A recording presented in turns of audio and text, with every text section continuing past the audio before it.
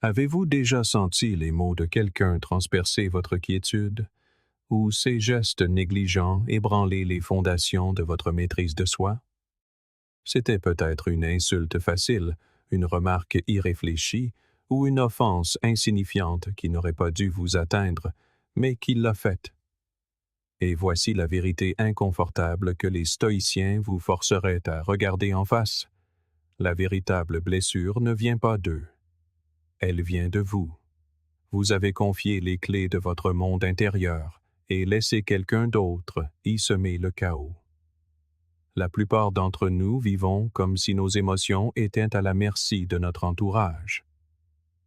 Et si vous cessiez de donner ce pouvoir aux autres, et si vous pouviez accueillir chaque insulte, chaque provocation, chaque injustice avec la même immobilité qu'une montagne dans la tempête. Il ne s'agit pas d'ignorer vos émotions. Il s'agit de les maîtriser si complètement que plus rien ne peut vous dévier de votre chemin. Si vous êtes prêt à reconquérir ce pouvoir, abonnez-vous. Faites-le pour vous. Que ce soit un choix de devenir plus fort, de penser plus profondément et de vivre d'une manière que rien ni personne ne pourra jamais ébranler. 1. Assumez la responsabilité de votre réaction. Parfois, on a l'impression que le monde entier conspire pour nous mettre à l'épreuve. Vous vous réveillez plein de bonnes intentions, prêt à passer une journée paisible, et puis, la vie arrive. C'est peut-être le serveur qui se trompe dans votre commande après que vous l'ayez répété 2 fois. C'est peut-être un collègue qui lance une remarque sournoise, plus proche de la pique que de la plaisanterie. Ou un inconnu qui vous coupe la route sans même un regard dans son rétroviseur. Dans ces moments, notre premier instinct est souvent d'accuser. Ils ont gâché mon humeur. Ils m'ont mis en colère. Mais la vérité, aussi difficile soit-elle à avaler, est que personne ne peut vous faire ressentir quoi que ce soit sans votre consentement. C'est une leçon que les stoïciens maîtrisaient il y a des siècles. Épictète l'a dit simplement. Ce ne sont pas les événements qui troublent les hommes, mais l'opinion qu'ils en ont. Voyez-vous, le détonateur est peut-être extérieur, mais l'explosion, si elle a lieu, prend sa source à l'intérieur. La psychologie le confirme.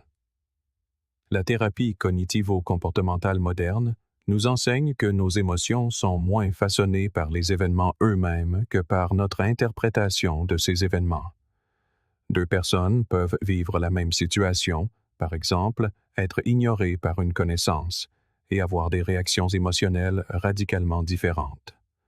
L'une pourrait sombrer dans la frustration ou l'insécurité, tandis que l'autre haussera les épaules et passera à autre chose. La différence? L'histoire qu'elle se raconte. Alors, comment commencer à s'approprier ces réactions dans le chaos du quotidien? Premièrement, ralentissez. Lorsque quelque chose vous provoque, une insulte, un inconvénient, une déception, marquez une pause avant d'agir. Ce n'est pas facile.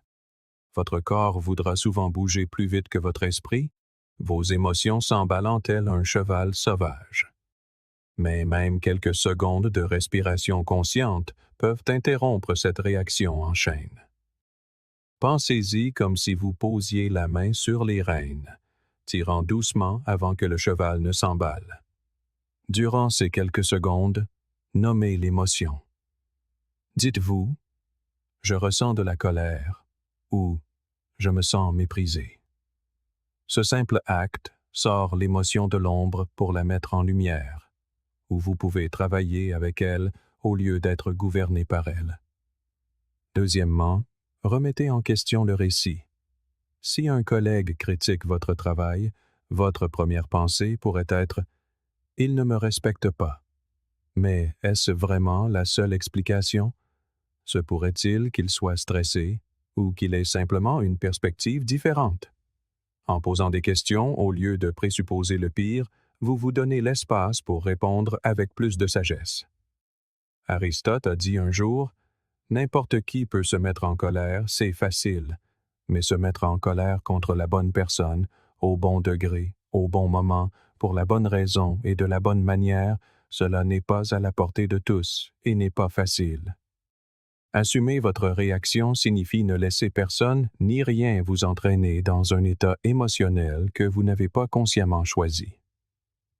Troisièmement, pratiquez le détachement. Non pas dans le sens de l'indifférence, mais dans le sens de ne pas lier votre état intérieur aux événements extérieurs. Les stoïciens utilisaient souvent la métaphore de l'archer. Votre travail est de viser aussi bien que possible, mais à l'instant où la flèche quitte votre arc, le résultat n'est plus sous votre contrôle. Le vent, la distance et d'innombrables autres facteurs détermineront où elle atterrit. La vie fonctionne de la même manière. Vous contrôlez votre intention, vos actions, vos paroles, votre état d'esprit. Vous ne contrôlez pas les résultats. Lorsque vous intégrez vraiment cela, vous cessez de réagir comme si l'univers vous devait des issues parfaites. C'est le cadeau caché dans ces moments qui testent votre patience. Il révèle ce qui n'est pas encore apaisé en vous.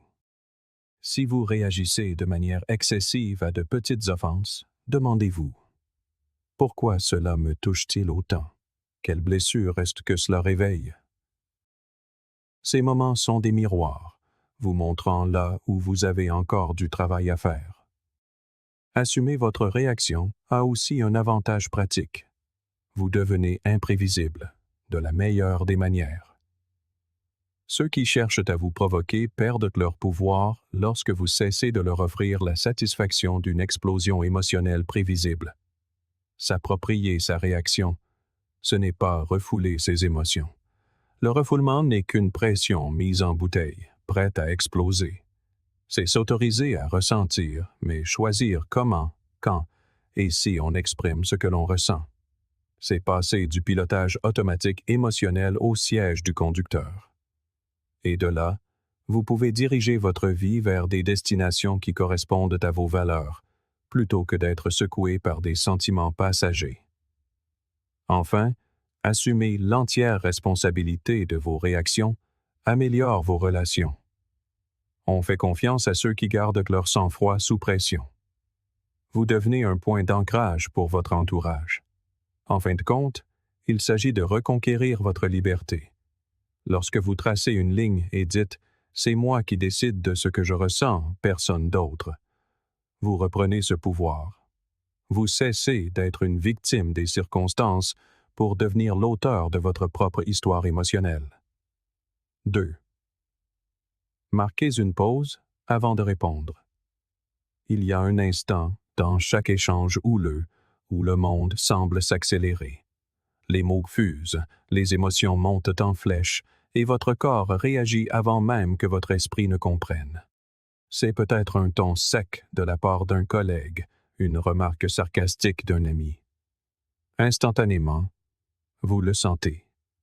Vos épaules se crispent, votre pouls s'accélère, vos pensées se bousculent pour trouver la réplique parfaite. C'est à ce moment précis que la plupart des gens perdent le contrôle. Ils ripostent sans réfléchir, agissent sur une impulsion, puis passent des heures, voire des jours, à regretter leurs paroles ou leurs actes. Mais c'est exactement dans cet instant que l'une des compétences les plus puissantes que vous puissiez développer entre en jeu, la capacité de marquer une pause avant de répondre. Cela semble simple, presque trop simple. Mais ne sous-estimez pas cette habitude.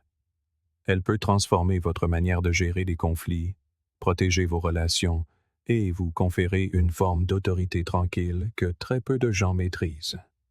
Lorsque vous faites une pause, vous créez un espace entre le stimulus et la réponse. Un espace où la sagesse peut s'épanouir. Faire une pause ne signifie pas que vous êtes faible ou que vous évitez la confrontation. C'est tout le contraire. Il faut de la force pour se retenir quand tout en vous hurle de réagir. Il est facile de se laisser emporter par le courant de ses émotions. Il est bien plus difficile de s'ancrer et de réfléchir. La pause est l'acte de rendre conscientes vos réactions inconscientes. Elle déplace votre attention de la satisfaction immédiate vers le résultat à long terme. Lorsque vous réagissez instantanément, vous cherchez un soulagement. Mais lorsque vous faites une pause, vous vous donnez la chance de répondre d'une manière qui s'aligne avec vos valeurs et vos objectifs. Dans les moments de forte tension émotionnelle, une pause est une façon de vous prouver à vous-même que vous pouvez faire face à l'adversité sans perdre votre centre. La psychologie le confirme. Lorsqu'une situation vous déclenche, l'amygdale, le centre émotionnel de votre cerveau, s'active et inonde votre corps d'hormones de stress. C'est votre système de combat ou fuite. Le problème, c'est qu'il court-circuite le cortex préfrontal, la partie de votre cerveau responsable de la pensée rationnelle. Une pause donne à votre cortex préfrontal une chance de se reconnecter. Quelques respirations profondes suffisent à faire baisser la température émotionnelle pour que la raison rattrape l'émotion. La pause n'a pas besoin d'être longue. Moins de 10 secondes peuvent faire une énorme différence. La première étape est la prise de conscience. La seconde est de respirer profondément. Une fois que vous avez pris cette respiration, nommez ce que vous ressentez. Les neurosciences ont montré que le fait d'étiqueter les émotions, je ressens de la colère, je me sens blessé, réduit leur intensité. En nommant le sentiment, vous signalez à votre cerveau, je vois ce qui se passe et je ne vais pas le laisser prendre le contrôle. La pause est aussi un cadeau que vous faites aux autres. Dans le feu de l'action, les gens disent souvent des choses qu'ils ne pensent pas, et ces mots ne peuvent être repris. En faisant une pause, vous vous protégez non seulement vous-même, mais vous prévenez des dommages inutiles dans vos relations. Dans certaines situations, la pause peut même vous amener à ne rien dire du tout. Le silence peut être l'une des réponses les plus puissantes dont vous disposez. Bien sûr, il y aura des moments où vous échouerez. Cela fait partie de l'être humain. La clé est d'utiliser ces moments comme des leçons. Avec le temps, faire une pause avant de répondre change la façon dont les gens vous perçoivent. Vous devenez la personne qui ne se laisse pas déstabiliser, qui réfléchit avant de parler. Comme l'a dit Sénèque, « Celui qui te met en colère te conquiert ». La pause garantit que vous ne serez jamais conquis par les paroles ou les actions de quiconque. Alors, la prochaine fois que vous sentirez cette montée familière d'irritation ou de colère, souvenez-vous, vous n'êtes pas obligé de répondre immédiatement. Vous avez le droit de prendre votre temps. Vous avez le droit de respirer. Vous avez le droit de décider. Dans cette pause résidant non seulement votre maîtrise de soi, mais aussi votre liberté. 3. N'attendez pas des autres qu'ils agissent comme vous. C'est l'un des sentiments les plus frustrants au monde. Vous traitez quelqu'un avec gentillesse, respect ou loyauté, et quand vient son tour de vous montrer la même chose, il ne le fait pas. Vous ne lui parleriez jamais comme il vient de vous parler. Vous n'ignoreriez jamais ses messages comme il ignore les vôtres, et parce que vous savez que vous ne le feriez pas, il semble presque impossible de comprendre pourquoi lui le fait. C'est là que la déception s'installe. Mais voici ce que les stoïciens souligneraient sans hésiter. Vous attendez des gens qu'ils agissent selon vos propres règles, comme si votre code de conduite était universel. Il ne l'est pas. Et à l'instant où vous abandonnez cette attente, vous éliminez une source massive de frustration inutile de votre vie. La dure réalité est que les gens agissent en fonction de leurs propres expériences, valeurs et priorités, pas des vôtres. Ce que vous considérez comme impoli, ils peuvent le voir comme normal. Ce que vous jugez urgent, ils peuvent le trouver trivial. Et lorsque vous mesurez leurs actions à l'aune de votre propre échelle de valeur, vous comparez deux systèmes complètement différents. C'est comme être en colère contre un chat parce qu'il n'aboie pas. Une grande partie de notre déception vient des standards que nous avons silencieusement imposés aux autres. Nous attendons des amis qu'ils se souviennent de nos anniversaires parce que nous nous souvenons toujours des leurs. Nous attendons des collègues qu'ils restent tard pour nous aider parce que nous le ferions pour eux. Et quand ils ne le font pas, nous souffrons non pas à cause de leur seule action, mais parce que nous avons créé un contrat tacite qu'ils n'ont jamais accepté de signer. En psychologie, on appelle cela l'effet de faux consensus. La tendance à croire que les autres pensent et se comportent plus comme nous qu'ils ne le font en réalité. Lorsque vous renoncez au besoin que les autres agissent comme vous vous alignez sur l'un des enseignements fondamentaux d'Épictète. Certaines choses dépendent de nous, d'autres non. Le comportement de quelqu'un, ses paroles, ses priorités, tout cela ne dépend pas de vous. Votre réaction, vos limites et vos choix, si. En vous concentrant sur votre propre comportement plutôt que de contrôler le leur, vous conservez votre pouvoir au lieu de le livrer à une frustration constante. Pensez à quel point la vie devient plus légère. Cet ami qui annule toujours à la dernière minute, vous pouvez soit continuer à attendre qu'il change, soit accepter qui il est et décider si vous le voulez dans votre vie à ces conditions. Vous n'avez pas à tolérer son comportement, mais vous pouvez cesser de lui donner le pouvoir de détruire votre paix. Vous commencez à interagir avec les gens tels qu'ils sont et non tels que vous pensez qu'ils devraient être.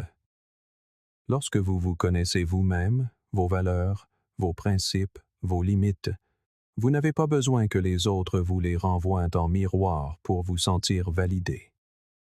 Leur incapacité à agir comme vous le feriez ne menace pas votre identité. Vous êtes solide sur vos propres fondations, ce qui signifie que vous pouvez faire face aux comportements imprévisibles des autres avec calme plutôt qu'avec stupeur. Parfois, nos propres standards ne sont pas aussi universellement justes que nous le pensons. Ce sont juste des préférences personnelles déguisées en vérité morale. Marc Aurèle conseillait « Adapte-toi aux choses que le sort t'a données en partage, et les hommes avec qui ton lot est de vivre, aime-les, mais d'un amour sincère. » Comme Neushusa. En d'autres termes, cessez d'essayer de façonner tout le monde à votre image et commencez à vous adapter à la réalité. Cela ne signifie pas accepter un comportement toxique ou abandonner vos valeurs. Cela signifie apprendre à naviguer dans la vaste gamme des comportements humains sans en faire une source constante de douleur. Quand vous abandonnez l'attente que les autres agissent comme vous faites de la place à la compassion. Vous commencez à voir que les actions des gens sont souvent motivées par leur propre lutte, leur peur ou leurs limites. Cela n'excuse pas un mauvais comportement, mais cela aide à le comprendre. Et la compréhension est un fardeau bien plus léger à porter que le ressentiment. Au lieu de cela, vous choisissez une voie plus sereine, une voie où vous protégez d'abord votre tranquillité d'esprit et laissez les gens se révéler tels qu'ils sont, sans les forcer à entrer dans votre moule. Concrètement, cela signifie ajuster votre propre approche au lieu de souhaiter sans cesse que les autres changent. Si vous savez qu'une personne est constamment en retard, n'organisez pas d'activité avec elle où chaque minute compte. Si vous savez qu'une personne a du mal à s'engager, ne comptez pas sur elle pour des responsabilités cruciales. Vous pouvez accepter les gens tels qu'ils sont tout en prenant des décisions qui protègent votre propre bien-être. C'est la version stoïcienne du principe « faites confiance, mais vérifiez ». Reconnaissez la réalité, puis agissez en conséquence. Plus vous pratiquez cela, plus vous devenez résilient. La déception perd de son emprise, car vous cessez d'être surpris par un comportement qui ne correspond pas au vôtre. Vous abordez chaque interaction avec un regard lucide, sans lunettes roses, ce qui vous rend bien plus difficile à ébranler. Comme nous le rappelait Épictète, « Si tu veux progresser, accepte de passer pour un sot et un imbécile. » Les gens ne comprendront peut-être pas pourquoi vous êtes si calme lorsqu'ils ne répondent pas à vos attentes, mais ce n'est pas grave. Votre paix n'est pas négociable. En fin de compte, ne pas attendre des autres qu'ils agissent comme vous, c'est reconquérir votre liberté mentale et émotionnelle.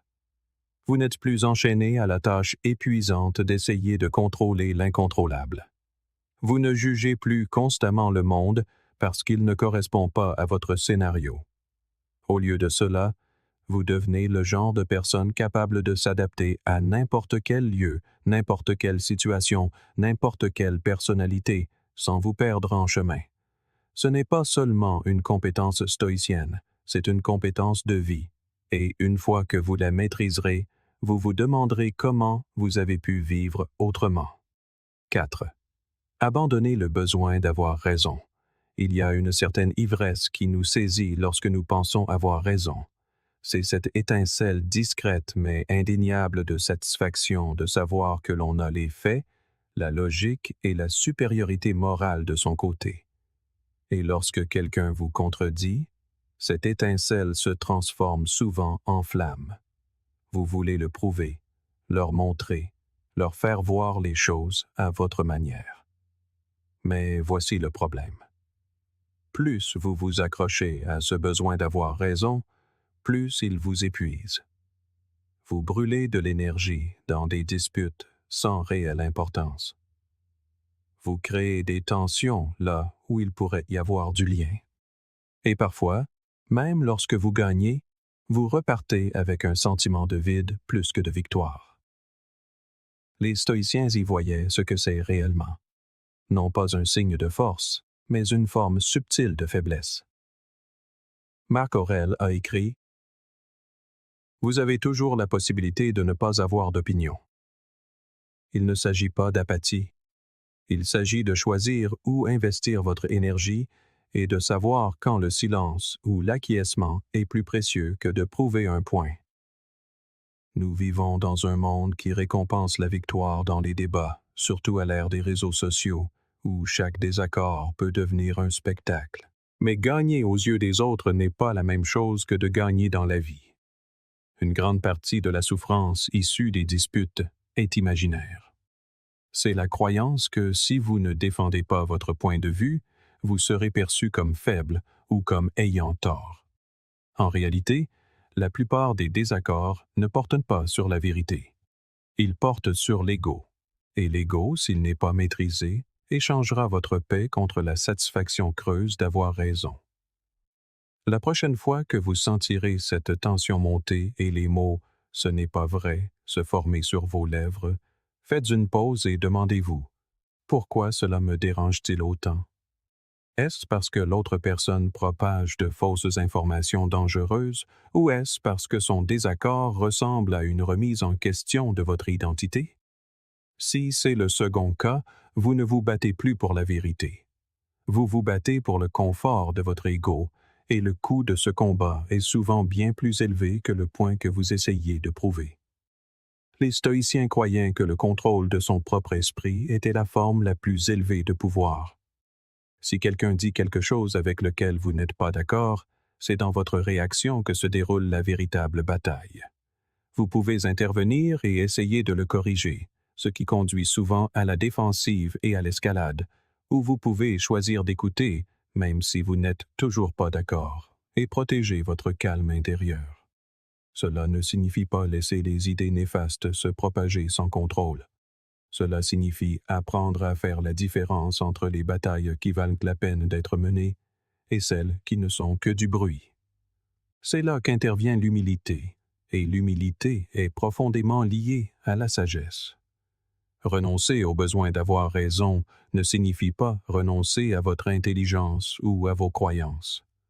Cela signifie que vous pouvez faire de la place pour d'autres perspectives sans vous sentir menacé. Cela signifie que vous avez suffisamment confiance en vous pour savoir que l'opinion de quelqu'un d'autre, aussi fausse qu'elle puisse paraître, ne peut diminuer votre vérité. D'un point de vue psychologique, le besoin d'avoir raison provient souvent d'une profonde insécurité. Si vous êtes sûr de ce que vous savez, vous ne ressentez pas le besoin constant de le défendre. Vous pouvez laisser quelqu'un d'autre avoir tort sans que cela n'ébranle votre perception de vous-même. L'ironie, c'est que lorsque vous cessez de vous efforcer de prouver que vous avez raison, les gens sont plus susceptibles de vous écouter. Il y a une certaine autorité sereine qui émane de celui qui ne parle que lorsque c'est nécessaire, et le fait sans emportement. En pratique, cela signifie apprendre à reconnaître quand une conversation est passée de productive à stérile. Si vous remarquez que le ton change, que les voix s'élèvent ou que les deux parties se répètent, il est temps de vous désengager. Vous pouvez le faire avec grâce. Vous pouvez dire « Je vois que nous avons des points de vue différents » ou « Je comprends votre argument » et en rester là. Ce ne sont pas des signes d'abandon. Ce sont des signes que vous accordez plus de valeur à votre paix qu'à votre fierté. Il est important de se rappeler que tous les désaccords n'ont pas besoin d'être résolus. C'est l'une des vérités les plus difficiles à accepter. Nous aimons conclure, mais en réalité, certaines différences sont faites pour perdurer. Lorsque vous adoptez cet état d'esprit, votre monde devient plus calme. Vous réalisez que vous pouvez respecter quelqu'un tout en pensant qu'il a tort, et que vous pouvez être en désaccord sans vous faire un ennemi. Le choix vous appartient toujours, gagner la dispute ou préserver la paix. Et en préservant la paix, vous gagnez souvent quelque chose de bien plus grand, le respect de soi, la clarté émotionnelle et des relations plus solides. Les stoïciens n'évitaient pas le conflit par peur, mais par sagesse. Ils savaient que la vie est trop courte pour la gaspiller dans des batailles qui n'ajoutent rien à votre caractère. La vérité, c'est qu'avoir raison est surévalué. Être en paix, voilà où réside le véritable pouvoir. 5. Ne laissez pas les mots définir votre valeur. Il est étrange de voir comment quelques mots, parfois même une seule phrase, peuvent peser plus lourd qu'une pierre. Quelqu'un fait une remarque désinvolte, peut-être sur votre travail, votre apparence, vos choix, et soudain, elle résonne dans votre tête pendant des heures, voire des jours. Vous vous la repassez en boucle, vous demandant ce que la personne voulait dire, vous demandant si c'est vrai. Le danger survient lorsque nous commençons à traiter les opinions des autres comme si elles étaient gravées dans le marbre, comme si elles étaient la vérité ultime sur qui nous sommes. Mais les stoïciens nous préviendraient. Les mots n'ont de pouvoir sur vous que si vous leur en donnez. Marc Aurèle disait « Si tu es affligé par une chose extérieure, la douleur n'est pas due à la chose elle-même, mais à ton jugement sur elle. Et cela, tu as le pouvoir de le révoquer à tout moment. » De la même manière, tout ce que les gens choisissent de dire sur vous reflète quelque chose de leur propre prisme, de leurs croyances, de leurs valeurs, de leurs insécurités. Vous n'êtes pas le miroir de leurs projections. Pourtant, si vous n'y prenez pas garde, vous commencerez à porter leurs reflets comme s'ils étaient votre réalité.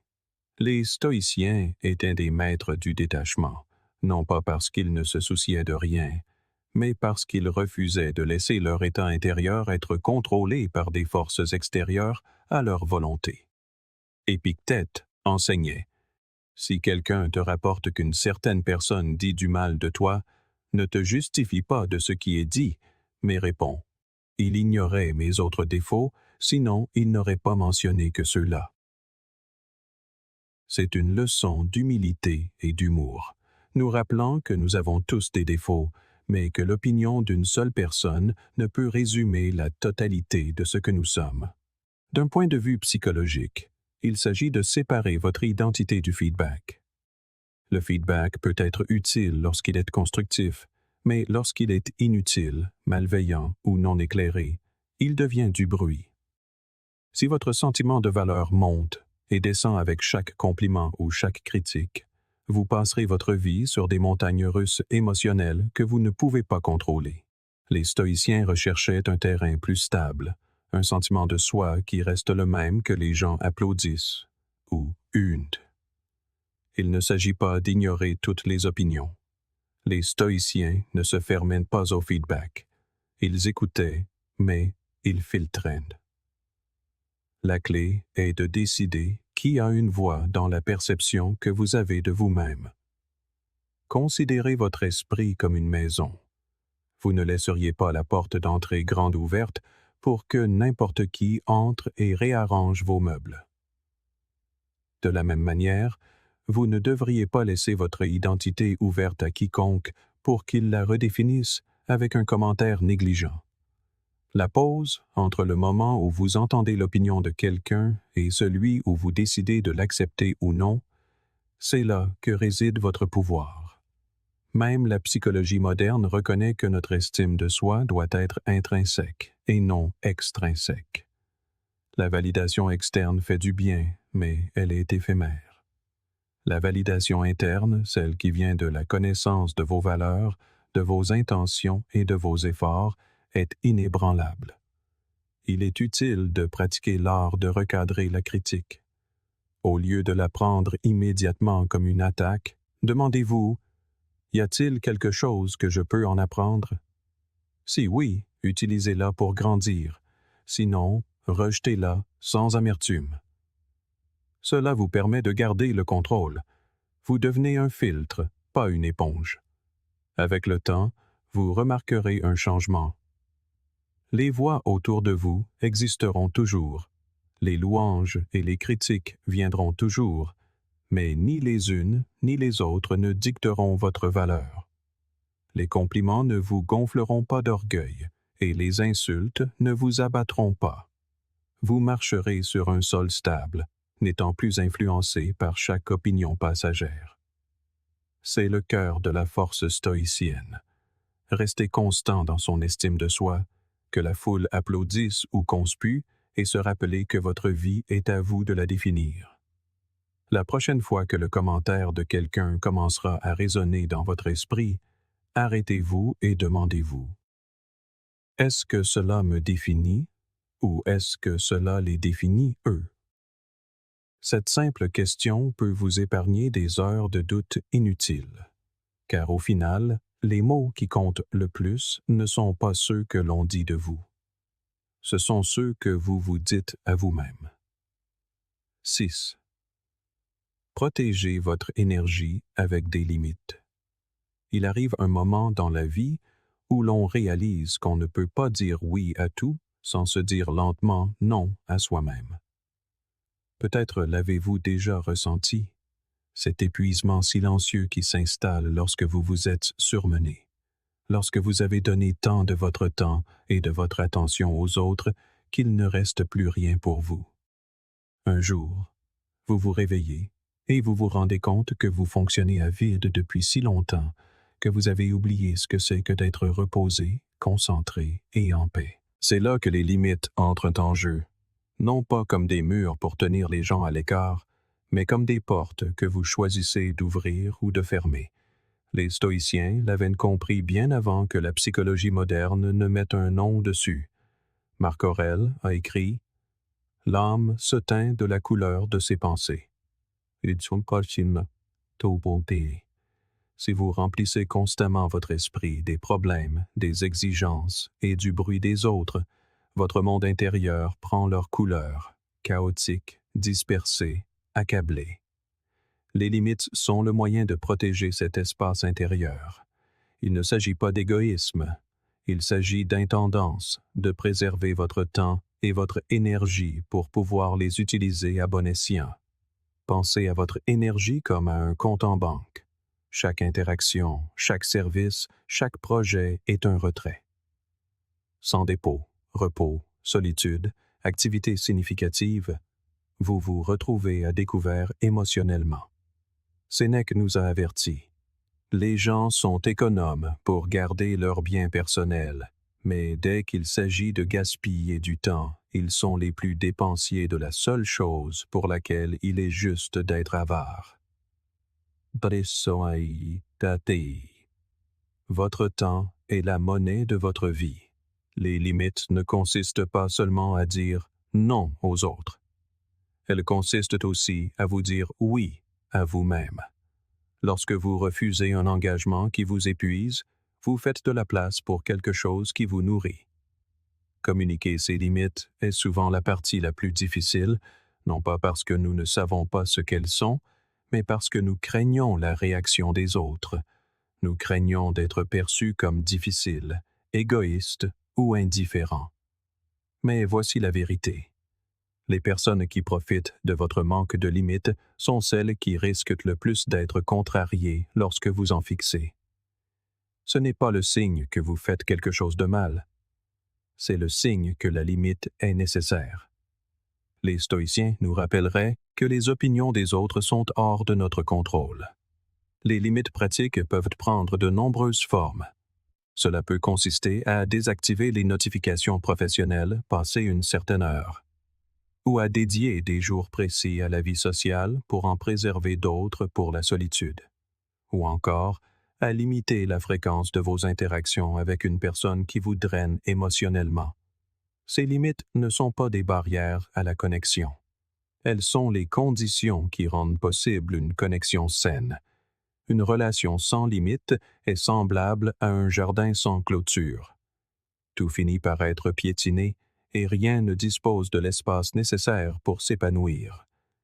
L'un des mythes concernant les limites est qu'elles éloignent les gens. En réalité, elles rapprochent les bonnes personnes. Les individus sains respectent les limites, car ils comprennent leur nécessité dans leur propre vie. Ils savent que lorsque vous dites « oui », c'est un oui sincère, non forcé. Et lorsque vous dites « non », ce n'est pas un rejet, c'est de l'honnêteté. Comme le disait Jung, la rencontre de deux personnalités est comme le contact de deux substances chimiques. Si une réaction se produit, les deux en sont transformés. Les limites garantissent que cette transformation est saine, plutôt que toxique. Sans limite, l'épuisement n'est pas seulement possible, il est inévitable. Vous commencez à en vouloir aux personnes mêmes que vous souhaitiez aider.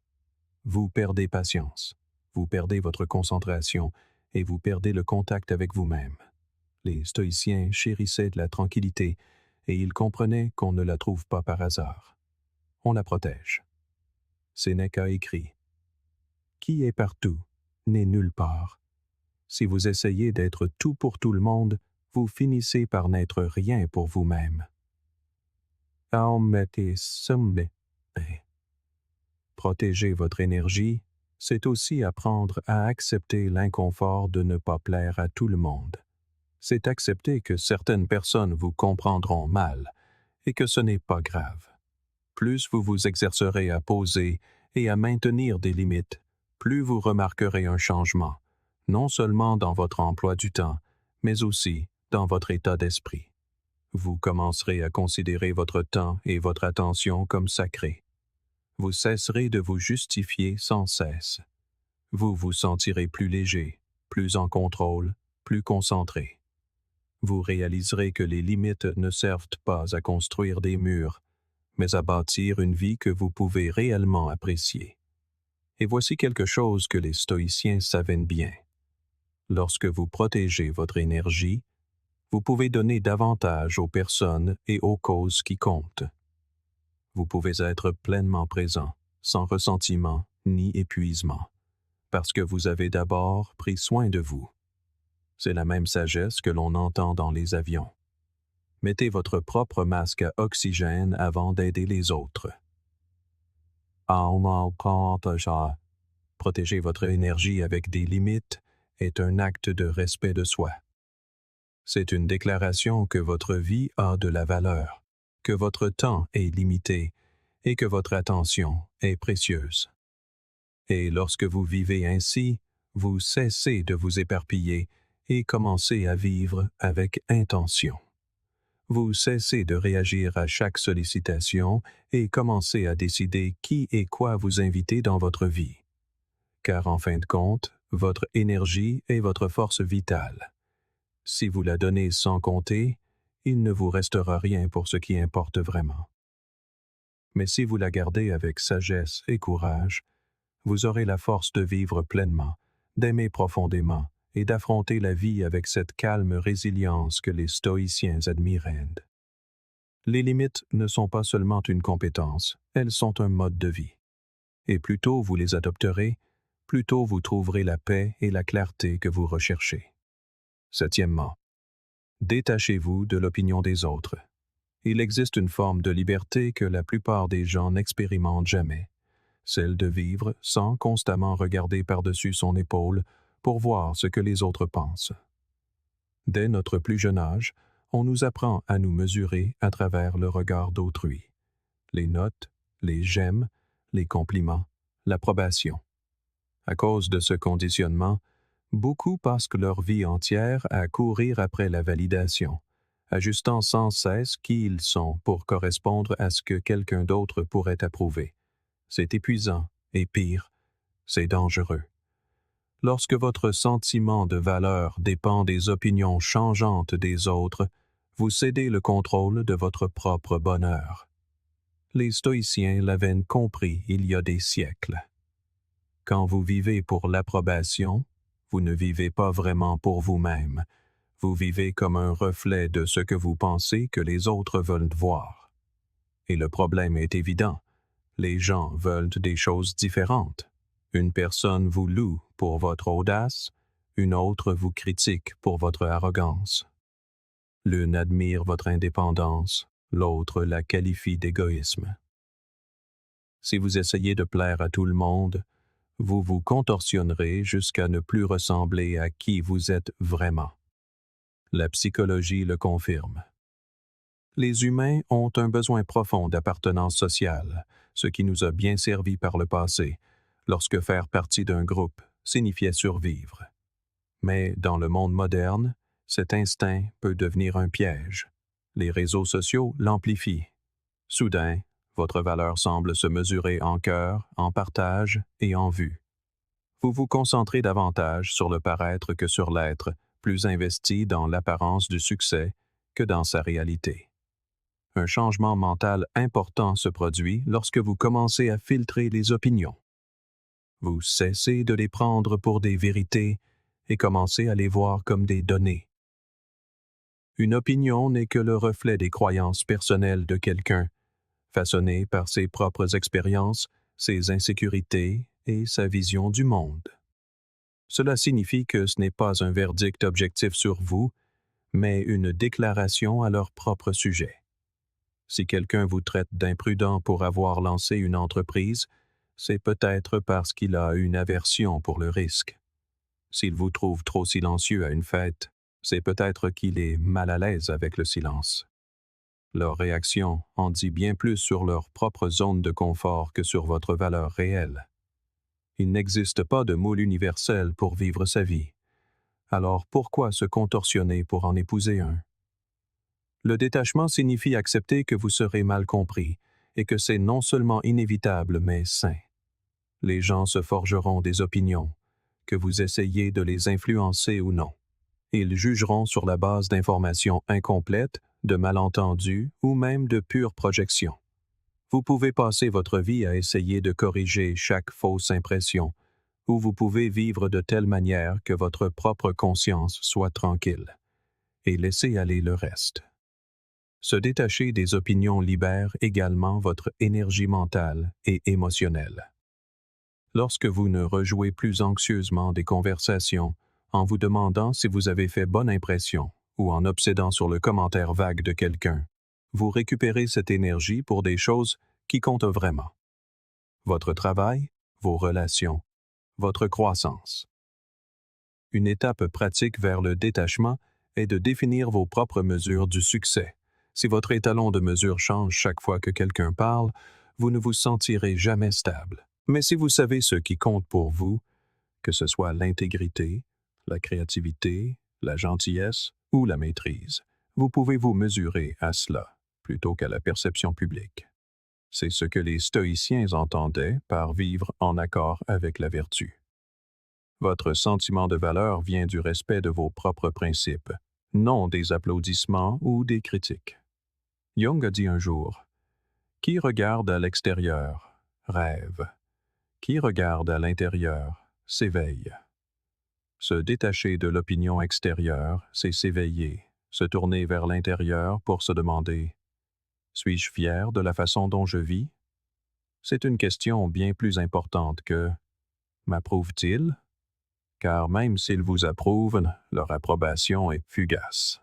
La faveur de la foule est inconstante, elle peut changer avec le vent. Si vous construisez votre identité sur elle, vous passerez votre vie à reconstruire constamment sur un sol instable. Cela ne signifie pas être arrogant ou têtu. Cela signifie équilibrer l'humilité et la confiance en soi. Écoutez les bonnes voix. mais ne soyez pas leur esclave. Apprenez des retours, mais ne les laissez pas réécrire votre identité. Servez-vous de la critique comme d'un miroir, mais non comme d'une carte à suivre.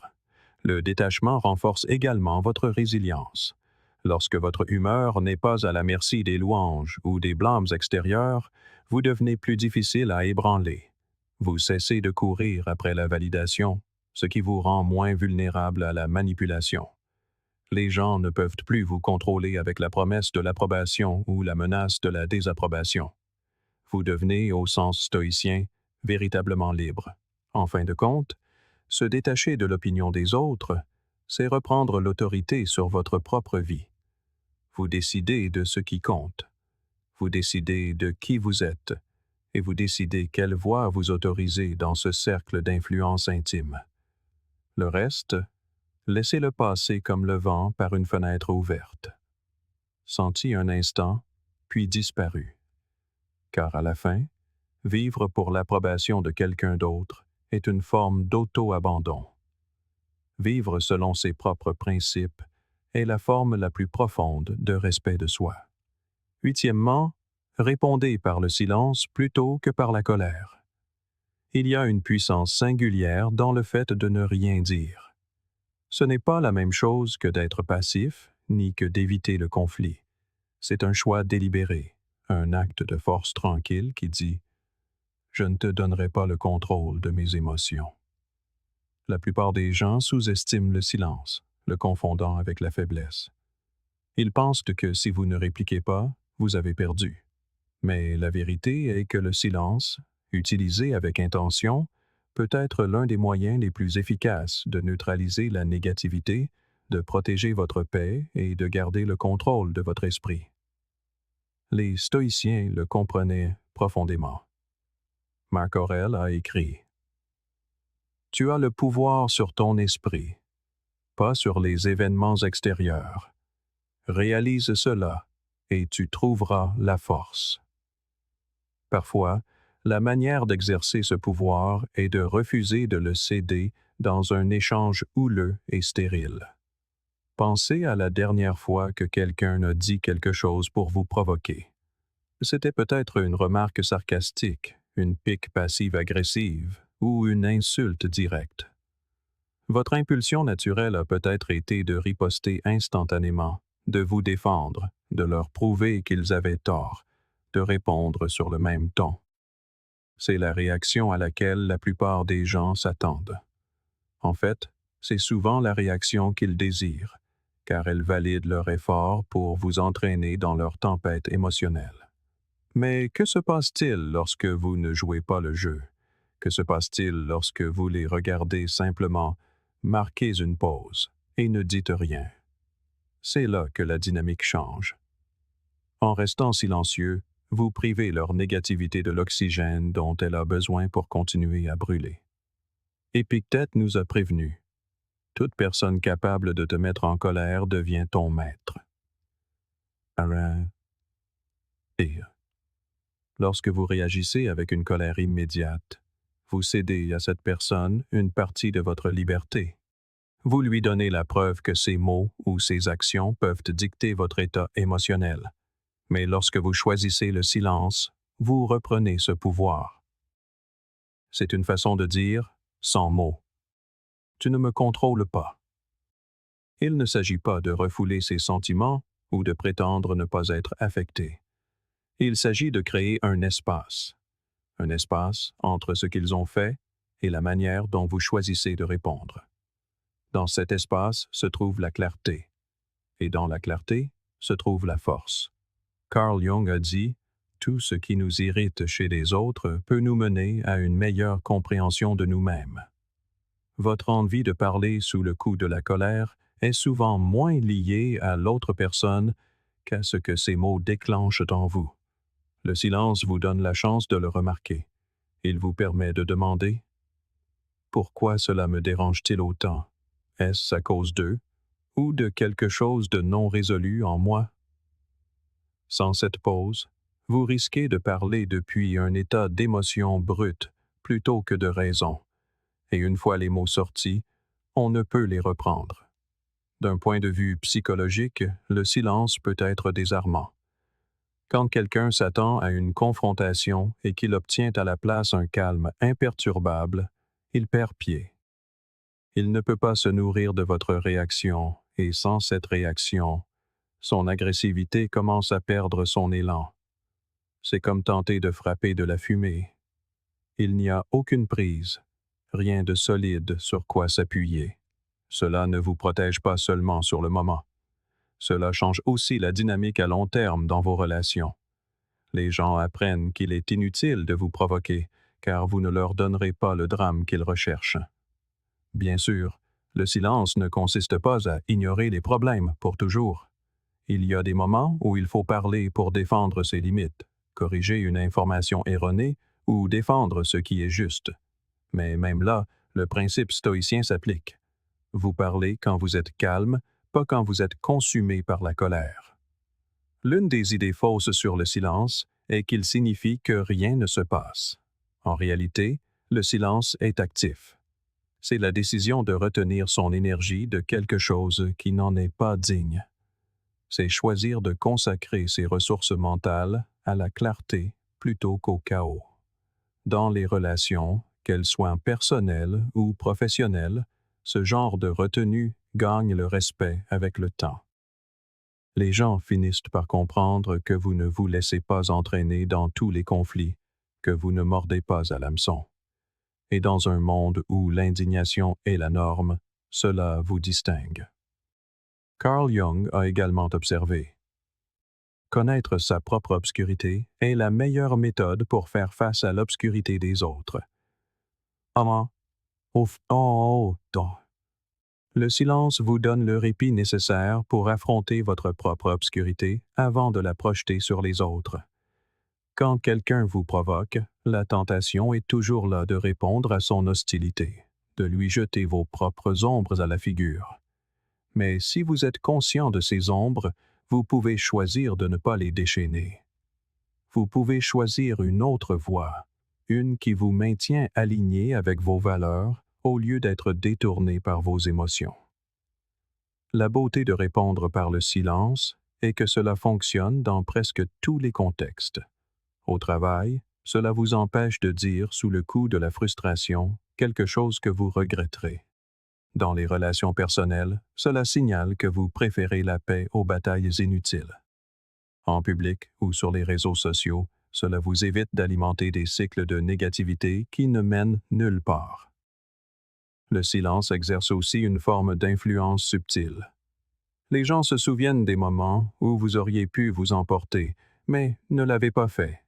Ils remarquent cette retenue, et cela peut changer la façon dont ils vous approchent à l'avenir. Le silence impose un certain respect, car il est rare. La plupart des gens réagissent instantanément, émotionnellement. Celui qui fait une pause, qui choisit ses batailles, qui laisse le silence parler pour lui, cette personne devient mémorable. Lorsque vous choisissez le silence plutôt que la colère, vous protégez également votre santé. La colère, lorsqu'elle s'emballe, inonde votre corps d'hormones de stress. Votre rythme cardiaque s'accélère. Vos muscles se tendent. Votre esprit se rétrécit. Cela pouvait être utile face à un danger physique il y a des milliers d'années, mais dans la vie de tous les jours, cela fait souvent plus de mal que de bien. Le silence interrompt cette réponse au stress. Il permet à votre corps de se calmer, à votre esprit de s'ouvrir et à votre perspective de s'élargir. Le silence n'est pas une reddition. Ce n'est pas de la faiblesse. C'est choisir de prendre de la hauteur, non pas parce que vous ne pouvez pas vous battre, mais parce que vous savez que le combat n'en vaut pas la peine. C'est la maîtrise de soi qui vous permet d'agir avec intention plutôt qu'avec impulsion. Et dans un monde bruyant où chacun se sent en droit d'avoir le dernier mot, la personne qui peut se tenir dans un silence calme et délibéré est souvent celle qui s'exprime le plus fort. En fin de compte, répondre par le silence au lieu de la colère, c'est préserver votre énergie pour les batailles qui comptent, protéger votre dignité face à la provocation et garder votre paix intérieure intacte, peu importe le chaos qui tourbillonne autour de vous. Ce n'est pas de l'évitement, c'est de la maîtrise. Et la maîtrise, comme diraient les stoïciens, est la plus pure forme de force. Neuvièmement, utilisez la gratitude comme un bouton de réinitialisation mentale. Il est remarquable de voir à quelle vitesse notre humeur peut changer lorsque nous nous concentrons sur ce qui ne va pas. Un petit inconvénient, un commentaire maladroit, un changement de programme, et soudain notre attention se rétrécit jusqu'à ce que nous ne voyions plus que la frustration devant nous. C'est là que nous commençons à sombrer. Nous ressassons le moment, ajoutons de nouvelles couches d'irritation et laissons ce sentiment grandir plus qu'il ne le devrait. Mais il existe un moyen d'interrompre ce cycle, de ramener votre esprit avant qu'il ne s'enfonce trop profondément dans la négativité. La gratitude est ce bouton de réinitialisation. Il ne s'agit pas de prétendre que rien de mal n'arrive, ni d'un optimisme aveugle. Il s'agit de déplacer délibérément votre attention vers ce qui est encore bon, ce qui fonctionne encore, et ce qui mérite encore d'être apprécié. Les stoïciens pratiquaient cela quotidiennement, non pas parce que leur vie était exempte de problèmes, mais parce qu'ils savaient que l'esprit peut être entraîné à voir au-delà. Nous sous-estimons souvent la puissance de ce changement de perspective. La colère prospère dans un esprit réduit à un seul grief. Elle se nourrit du sentiment que tout va mal, mais lorsque vous prenez du recul et commencez à nommer ce qui est bon, même au milieu des difficultés, vous privez cette colère de son oxygène. Marc Aurèle se rappelait « Au lever du matin, pense au précieux privilège d'être en vie, de respirer, de penser, de jouir, d'aimer. » Il n'écrivait pas ces mots dans une période de confort. C'était un souverain confronté à la guerre, à la maladie et à une pression politique constante. S'il pouvait trouver de la place pour la gratitude dans ces conditions, alors c'est possible pour nous aussi. Carl Jung observait « Même une vie heureuse ne peut être sans une part d'ombre, et le mot « heureux » perdrait son sens s'il n'était pas équilibré par la tristesse. » La gratitude n'efface pas la difficulté. Elle lui donne un contexte. C'est un rappel que la vie est rarement toute bonne ou toute mauvaise. Il y a presque toujours quelque chose dans le mélange qui mérite d'être remarqué, quelque chose qui allège le poids du moment.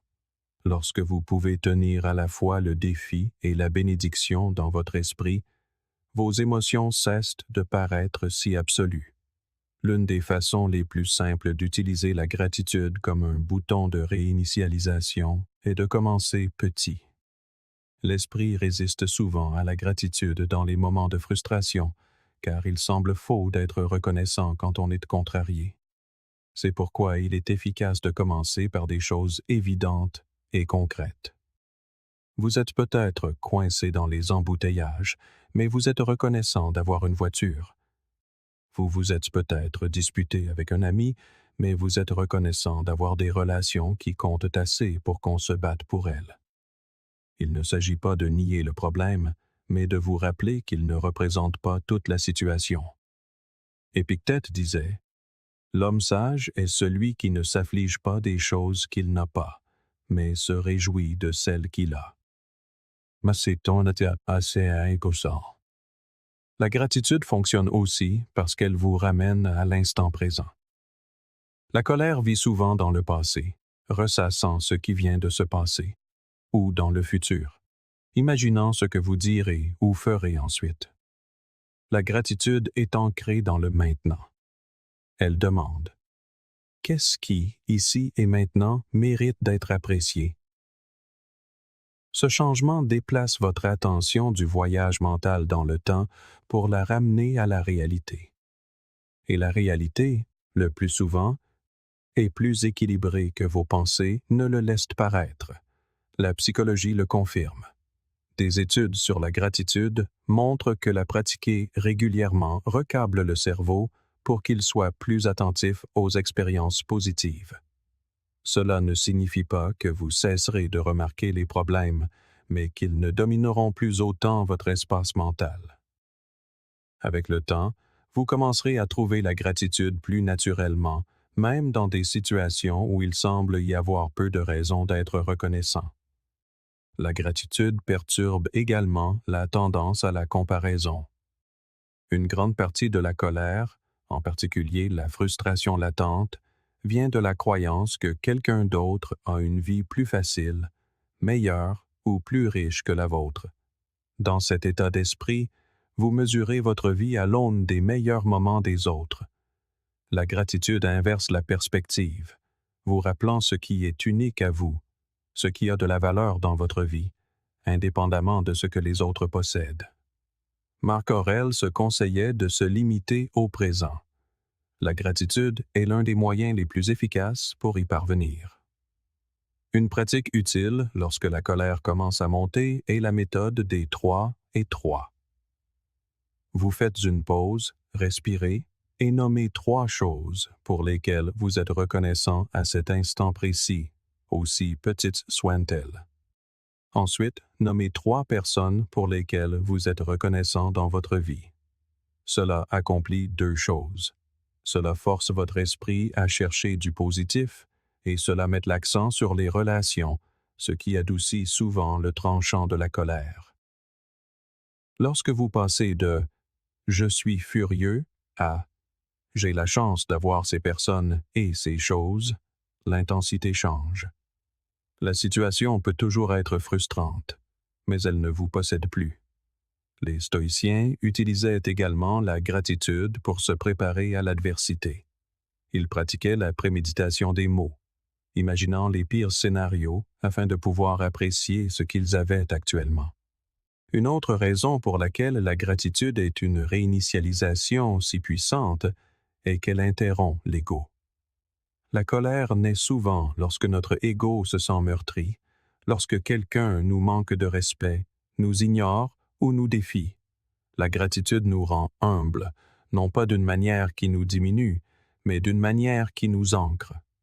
Elle nous rappelle qu'une grande partie de ce qui est bon dans nos vies nous est parvenu de l'extérieur, grâce à l'aide, la bonté ou la générosité des autres.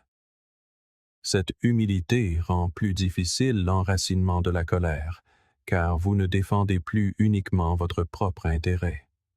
Vous devenez conscient des liens et de l'interdépendance. La gratitude crée également une dynamique émotionnelle. Plus vous la pratiquez, plus il devient facile d'y accéder lorsque vous en avez le plus besoin. Au début, cela peut sembler forcé. Énumérer les choses pour lesquelles vous êtes reconnaissant lorsque vous êtes contrarié peut paraître contre nature. Mais avec le temps, cela devient un réflexe. Votre cerveau apprend que lorsque la colère monte, la gratitude est une option. Et chaque fois que vous la choisissez, vous renforcez le chemin neuronal qui rend ce choix plus facile la fois suivante. La clé est de ne pas attendre de grands événements bouleversants pour ressentir de la gratitude. Pratiquez-la dans les plus petites choses. Un bon repas, un mot aimable, un moment de calme. Les stoïciens chérissaient cette pratique car elle les rendait moins dépendants de la fortune. Si vous pouvez être reconnaissant pour l'ordinaire, vous êtes moins ébranlé lorsque l'extraordinaire est hors de portée. Dans les moments de conflit, la gratitude peut même changer complètement le ton d'une conversation. Au lieu de répondre à la critique par une attitude défensive, vous pouvez reconnaître la valeur du point de vue de l'autre personne ou exprimer votre appréciation pour son honnêteté. Cela ne signifie pas que vous êtes d'accord. Cela signifie que vous choisissez la connexion plutôt que l'escalade.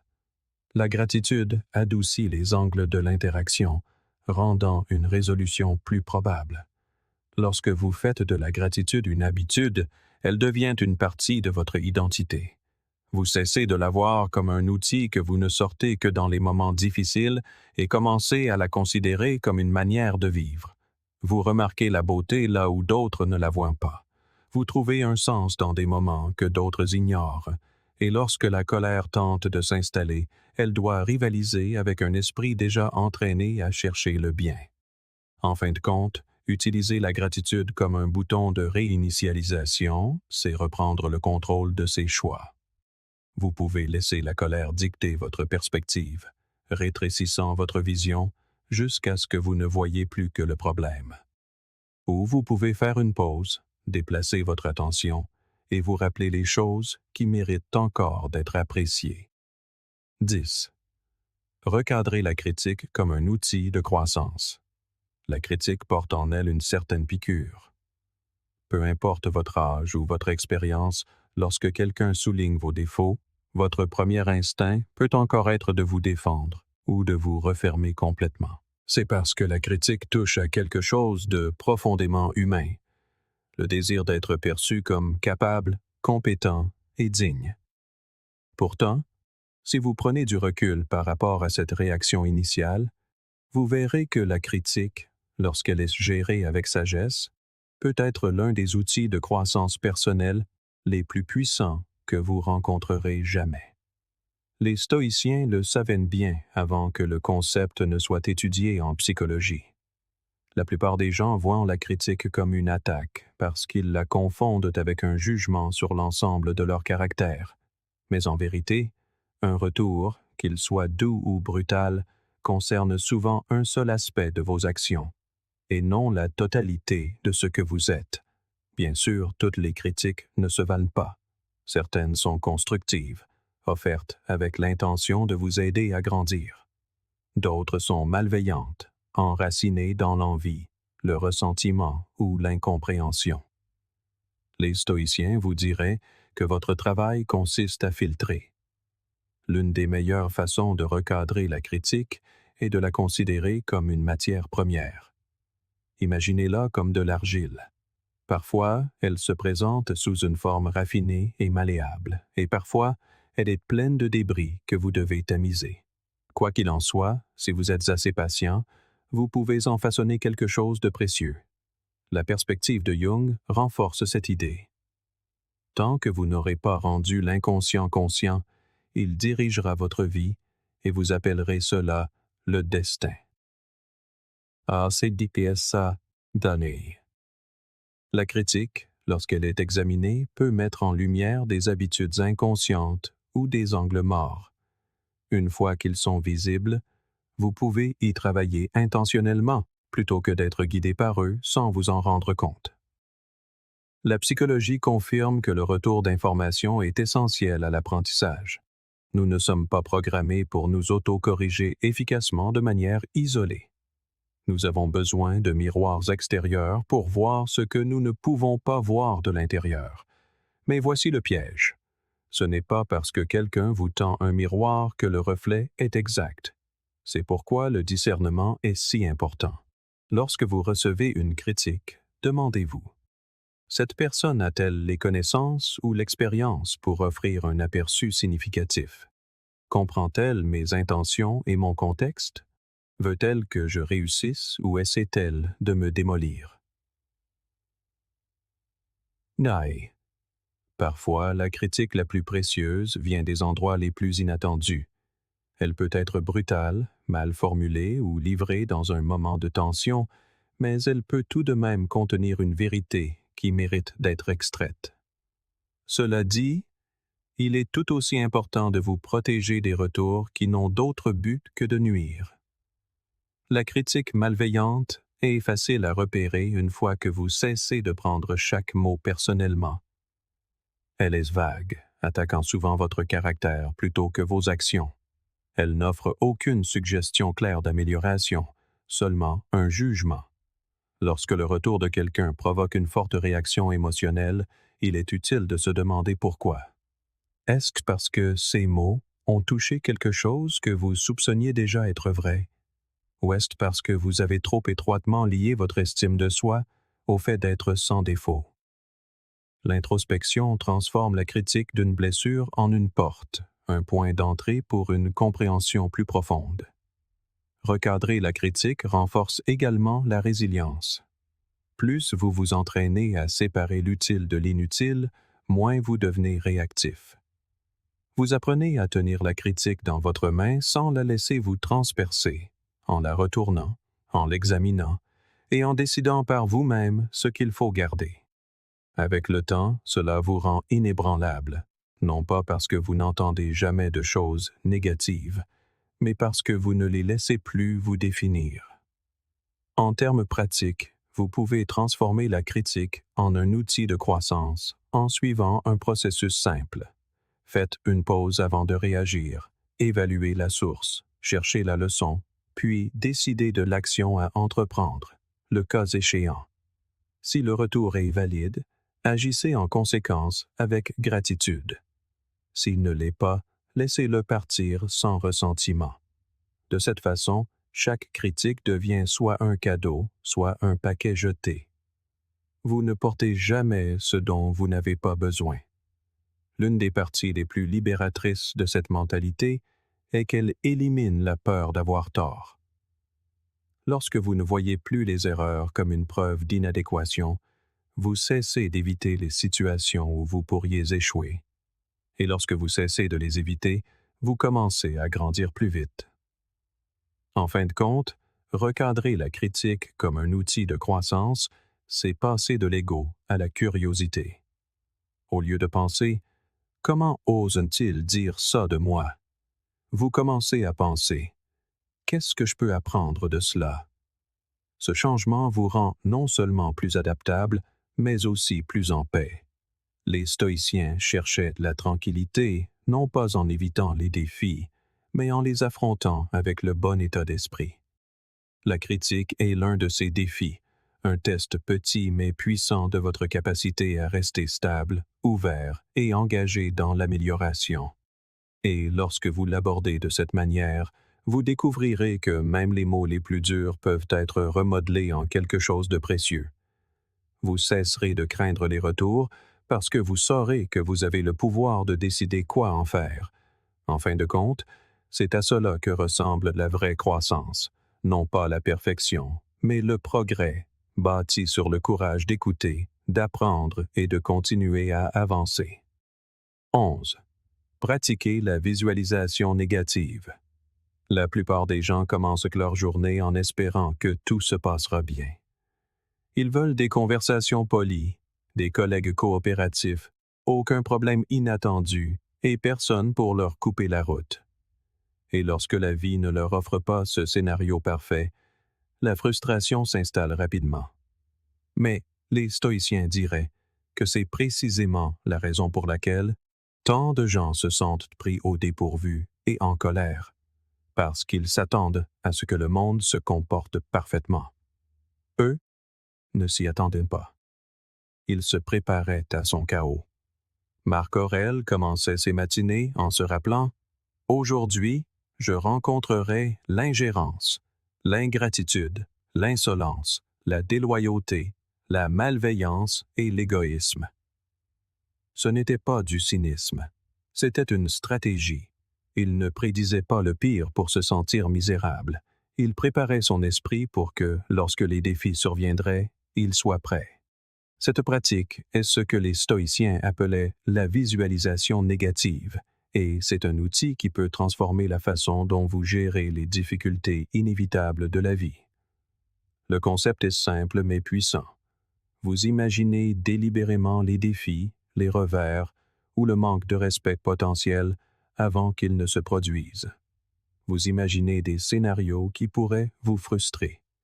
Quelqu'un qui vous parle grossièrement, des plans qui s'effondrent, une affaire qui tourne mal, de sorte que lorsque la réalité vous en jette un au visage, il ne vous frappe pas comme une attaque surprise.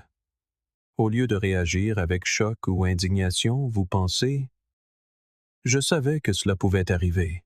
Je suis prêt. » L'esprit moderne résiste souvent à cette idée, la jugeant pessimiste, mais les stoïciens la voyaient comme une armure mentale. La visualisation négative, c'est exactement ça. Rendre l'obscurité consciente pour qu'elle ne puisse pas vous contrôler depuis les ombres. Lorsque vous amenez les défis potentiels à la lumière de votre conscience, ils cessent d'être des monstres dans le placard et deviennent des réalités gérables. La psychologie soutient également cette approche. Les athlètes et les artistes utilisent une version de la visualisation négative lorsqu'ils s'entraînent à faire face à des imprévus en visualisant le mauvais temps, des pépins techniques ou des erreurs inattendues, afin de ne pas paniquer lorsque la situation réelle se produit. Il ne s'agit pas de ressasser les pires scénarios, mais d'élargir votre tolérance à l'inconfort. Lorsque vous avez déjà vu un défi dans votre esprit, il est moins susceptible de vous submerger dans la réalité. La beauté de cette pratique est qu'elle fonctionne dans la vie de tous les jours, pas seulement dans les situations à enjeu élevé. Imaginez que vous avez une réunion importante demain. Au lieu d'espérer que tout le monde sera d'accord avec vous, visualisez quelqu'un qui conteste votre idée. Imaginez comment vous répondrez calmement, en gardant un ton égal, des arguments clairs et un langage corporel ouvert. Ou peut-être avez-vous un long trajet devant vous. Visualisez le trafic, les feux rouges et les conducteurs impatients. Voyez-vous respirer calmement, peut-être en écoutant quelque chose que vous appréciez, au lieu de serrer le volant avec irritation. Lorsque ces choses se produiront réellement, elles vous sembleront familières, et la familiarité engendre le calme. Il y a un autre avantage à la visualisation négative. Elle renforce la gratitude.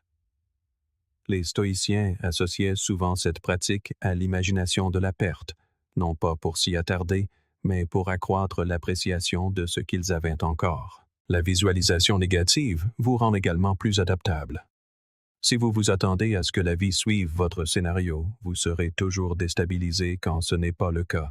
Mais si vous avez répété mentalement quelques scénarios alternatifs, vous ne resterez pas figé lorsque la réalité changera l'intrigue. Pensez-y comme si vous portiez un parapluie par temps nuageux. Cela ne signifie pas que vous voulez qu'il pleuve, mais s'il pleut, vous n'êtes ni trempé ni malheureux. Les stoïciens n'étaient pas obsédés par le désastre. Ils étaient déterminés à être prêts, et la préparation apporte la paix. Certains confondent cette pratique avec l'inquiétude, mais ce n'est pas la même chose. L'inquiétude est passive. Elle tourne en boucle sans résolution. La visualisation négative est active. Elle a un but. Vous identifiez un défi possible, vous réfléchissez à la manière de le gérer, puis vous passez à autre chose. C'est la clé. Les stoïciens ne s'attardaient pas sur des problèmes imaginaires.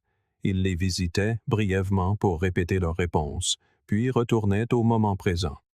Épictète a dit « Ce ne sont pas les choses elles-mêmes qui nous troublent, mais les opinions que nous en avons. » En changeant votre opinion selon laquelle les défis sont attendus plutôt que catastrophiques, vous leur ôtez une grande partie de leur poids émotionnel. Une façon de mettre cela en œuvre est de l'intégrer à votre routine matinale. En vous préparant pour la journée, prenez 1 minute pour anticiper ce qui pourrait mettre votre patience ou votre résilience à l'épreuve. Aurez-vous affaire à quelqu'un qui a tendance à interrompre? Imaginez-vous le laisser finir sans irritation. Ferez-vous face à une échéance? Imaginez des retards inattendus et voyez-vous vous adapter calmement. Il ne s'agit pas de vous préparer à la négativité. Il s'agit de vous préparer à la sérénité. Une autre version de la pratique consiste à l'utiliser au début de toute tâche ou événement important. Avant une présentation, imaginez des problèmes techniques. Avant un voyage, imaginez des retards. Avant une réunion de famille, imaginez que de vieilles tensions refont surface. Puis, imaginez-vous en train de réagir d'une manière dont vous seriez fier, mesurée, réfléchie et constante. C'est là toute la clé. La visualisation négative ne consiste pas seulement à imaginer les problèmes. Il s'agit d'imaginer la meilleure version de vous-même en train de les surmonter. Et plus vous la pratiquez, moins vous prenez les défis personnellement. Quand vous avez déjà imaginé quelqu'un vous doubler dans une file d'attente, il est moins probable que cela déclenche votre colère lorsque cela se produit. Quand vous avez déjà imaginé qu'un plan tombe à l'eau, vous êtes plus rapide à vous adapter qu'à bouder. Avec le temps, cela vous rend plus inébranlable, non pas parce que la vie est plus facile, mais parce que vous vous êtes entraîné à ne pas être pris au dépourvu. En fin de compte, la visualisation négative consiste moins à anticiper le désastre qu'à maîtriser vos propres attentes. Il s'agit de faire face à la réalité telle qu'elle est, et non telle que vous la souhaitez, et de rester stable quoi qu'il arrive. Les stoïciens n'espéraient pas un monde parfait. Ils s'entraînaient pour le monde réel. Et ce faisant, ils ont trouvé une sorte de paix que la plupart des gens n'effleurent jamais. Cette paix est également à votre portée. Il suffit de quelques instants chaque jour pour imaginer les obstacles à venir et pour vous visualiser les traversant, la tête haute et le cœur serein. 12. Considérez les insultes comme du bruit. Il est stupéfiant de voir à quelle vitesse une simple phrase prononcée par quelqu'un d'autre peut nous atteindre. Vous pourriez passer une journée parfaitement normale, puis quelqu'un lance un commentaire sarcastique, une pique passive-agressive ou une insulte pure et simple. Soudain, c'est comme s'ils avaient pris le contrôle de votre esprit. Vous rejouez les mots, vous vous demandez pourquoi ils les ont dit, vous imaginez peut-être même toutes les répliques que vous auriez pu utiliser. Mais voici la vérité que les stoïciens comprenaient si bien. Ces mots n'ont que le pouvoir que vous choisissez de leur donner.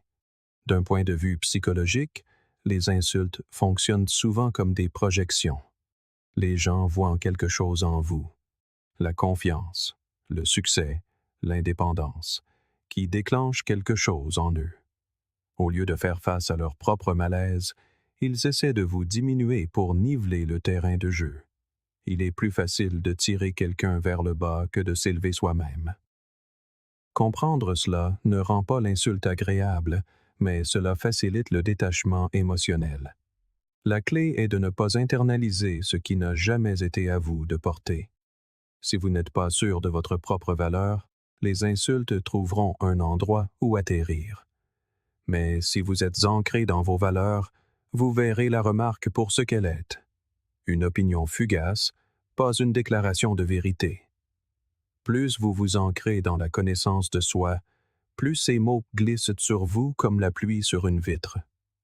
Une insulte ne dure que quelques secondes dans la réalité, mais dans nos esprits, nous pouvons la porter pendant des heures, des jours, voire des années.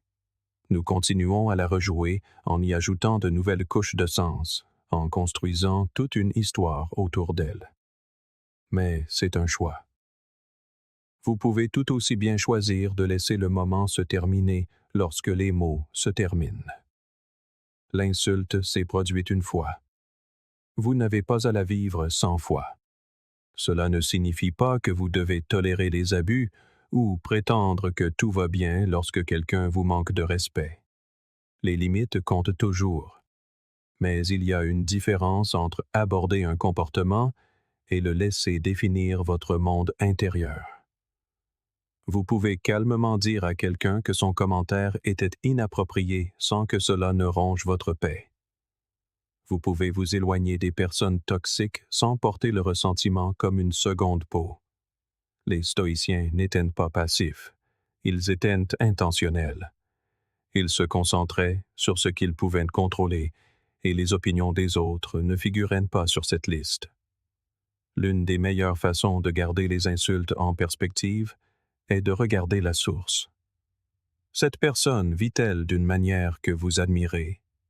Fait-elle constamment preuve de sagesse, d'intégrité et de bon jugement?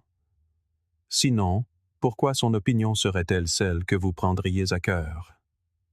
Une autre tactique consiste à traiter les insultes comme un test de sang-froid. Marc Aurèle voyait chaque défi comme une occasion de pratiquer la vertu. La patience ne se développe pas dans les eaux calmes, elle se développe dans les tempêtes. La dignité ne se prouve pas quand les gens sont gentils, elle se prouve quand ils ne le sont pas. Lorsque vous recevez une insulte et que vous choisissez de ne pas réagir avec une négativité égale, vous démontrez un niveau de maîtrise de soi qui ne peut être simulé. Vous montrez que vous accordez plus de valeur à votre paix qu'à avoir le dernier mot. Carl Jung parlait d'intégrer les parts d'ombre de nous-mêmes, de reconnaître les aspects moins flatteurs de notre nature sans les laisser nous dominer. Parfois, une insulte pique parce qu'elle touche une partie de nous que nous n'avons pas entièrement acceptée. Au lieu de la rejeter immédiatement, vous pouvez l'utiliser comme un miroir. Demandez-vous, y a-t-il quelque chose ici que je dois affronter? Si la réponse est oui, ce n'est pas de la faiblesse, c'est de la croissance. Si la réponse est non, alors vous pouvez la laisser partir sans plus y penser. Il est également bon de se rappeler que le silence peut être la réponse la plus puissante. Sénèque a dit « Le meilleur remède à la colère est le délai. » En refusant de réagir dans le feu de l'action, vous retirez le pouvoir à l'autre personne.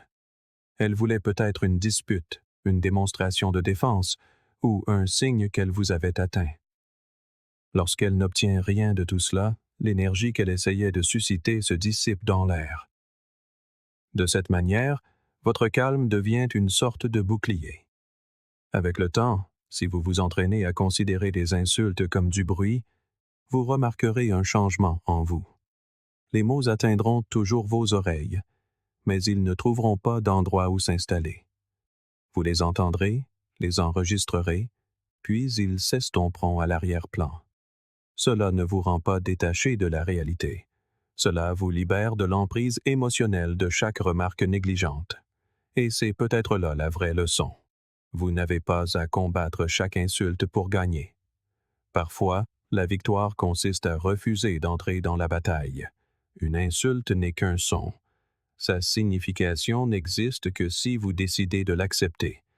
Alors, la prochaine fois que quelqu'un lancera des mots destinés à blesser, faites une pause et rappelez-vous. Cela en dit plus sur eux que sur moi. À cet instant, vous aurez fait quelque chose que les stoïciens chérissaient par-dessus tout. Vous aurez choisi la paix plutôt que la mesquinerie, la force plutôt que la réaction, et la sagesse plutôt que le bruit. 13. Choisissez vos batailles avec sagesse. La vie a une façon de nous présenter d'innombrables invitations au combat. Quelqu'un fait une remarque passive-agressive. Un inconnu en ligne publie quelque chose avec lequel vous n'êtes pas d'accord. Un collègue s'attribue le mérite d'une idée. Un ami partage une croyance qui va à l'encontre de tout ce que vous défendez. Chacun de ces moments vous incite à vous lancer, à prouver quelque chose, à vous défendre, à rétablir la vérité. Mais voici le problème. Si vous traitez chaque désaccord, chaque affront, chaque injustice perçue comme une bataille qui doit être menée, vous épuiserez votre énergie plus vite que toute autre chose. Vous finirez dispersé, vidé et constamment sur le qui-vive. Les stoïciens le comprenaient parfaitement. Lorsque vous ne choisissez pas vos batailles avec sagesse, la vie commence à ressembler à une longue dispute, et le coût n'est pas seulement votre temps, c'est votre paix, votre concentration, votre capacité à avancer. Choisir vos batailles ne signifie pas que vous êtes passif ou indifférent. Cela signifie que vous êtes stratégique. Pensez à votre énergie comme à une monnaie. Vous ne la dépenseriez pas négligemment pour des choses sans importance. Alors pourquoi dépenser vos ressources émotionnelles de cette manière? D'un point de vue psychologique, s'engager constamment dans chaque conflit que vous rencontrez est une forme de piège de l'ego. Vous vous sentez obligé de répondre parce que votre fierté est en jeu, parce que vous ne supportez pas l'idée de perdre ou de laisser quelqu'un penser qu'il a eu le dessus. Jung a abordé ce point lorsqu'il a dit « Je ne suis pas ce qui m'est arrivé. Je suis ce que je choisis de devenir. » Lorsque vous réagissez à tout, vous laissez les circonstances et le comportement des autres dicter votre identité. Lorsque vous choisissez vos batailles, vous décidez qui vous allez être dans chaque situation, et c'est là le vrai pouvoir. Choisir ces batailles avec sagesse signifie également penser aux conséquences à long terme. Est-ce que cela aura de l'importance dans un an? M'engager dans cette voie m'aidera-t-il ou me nuira-t-il? Cela changera-t-il quelque chose de significatif ou ne fera-t-il qu'aggraver les tensions? Les stoïciens se rappelaient souvent la brièveté de la vie. Il y a une certaine paix qui naît lorsqu'on cesse de vouloir gagner chaque escarmouche. On apprend à distinguer une bataille de l'ego d'une bataille de principe. L'ego veut avoir raison, avoir le dernier mot, être perçu comme supérieur. Le principe, en revanche, demande « Cette question est-elle importante pour mon intégrité, mes valeurs ou le bien-être d'autrui ?» Si la réponse est non, alors s'éloigner n'est pas une défaite. C'est une victoire pour votre propre lucidité et votre stabilité. Parfois, laisser tomber quelque chose semble contre nature, surtout si vous avez l'habitude de vous défendre à chaque instant. Mais lorsque vous expérimentez le calme qui découle de l'absence de réaction, cela devient une addiction des plus saines. Vous commencez à réaliser que votre silence ne signifie pas votre consentement. Il signifie le contrôle. Il signifie que vous décidez où va votre attention. Et l'attention, comme le temps, est l'un de vos biens les plus précieux. Cette pratique exige également de l'humilité. Parfois, vous réaliserez qu'une bataille que vous étiez prêt à mener n'était en réalité qu'une distraction d'une chose plus importante. Parfois, la meilleure utilisation de votre énergie n'est pas de prouver que vous avez raison, mais de préserver votre concentration pour ce qui compte vraiment. Les stoïciens savaient que l'attention est la porte d'entrée d'une vie bonne. Ce que vous nourrissez grandit, et ce que vous affamez finit par disparaître. Lorsque vous commencez à appliquer ce principe dans la vie de tous les jours, vous remarquerez un changement. Les disputes insignifiantes cesseront de vous consumer. Vous deviendrez moins réactif, plus réfléchi. Certains pourraient même vous accuser de ne pas vous soucier assez de certaines questions, mais vous connaîtrez la vérité. Vous vous souciez profondément des choses, mais pas de tout. Vous avez appris que se soucier de tout de manière égale signifie diluer l'attention que vous portez aux choses qui comptent vraiment. Et voici le paradoxe.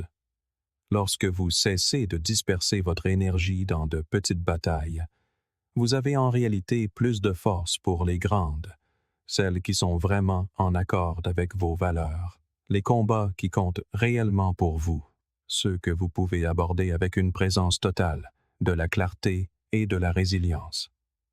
En fin de compte, choisir ces batailles avec sagesse est une question de respect de soi et de maîtrise de soi. C'est reconnaître que votre vie est trop courte et votre énergie trop précieuse pour être dépensée à chaque provocation qui croise votre chemin. C'est savoir quand parler, quand agir et quand, tout simplement, laisser aller. Les stoïciens appelleraient cela la sagesse. Concentrez-vous uniquement sur ce que vous pouvez contrôler. L'un des moyens les plus rapides d'épuiser votre énergie et de perdre votre paix est de vous obséder sur des choses que vous ne contrôlez pas. C'est un piège dans lequel presque tout le monde tombe à un moment ou à un autre. Vous rejouez des conversations dans votre tête en vous demandant pourquoi quelqu'un a dit ce qu'il a dit. Vous essayez de prédire comment une situation va se dérouler, même si le résultat est entre les mains de quelqu'un d'autre. Vous vous stressez pour la météo, la politique, les décisions des autres, comme si la simple volonté ou l'inquiétude pouvait plier la réalité à vos désirs. Mais la vérité, c'est qu'aucune quantité de réflexion, de discussion ou de stress ne change ce qui est hors de votre influence.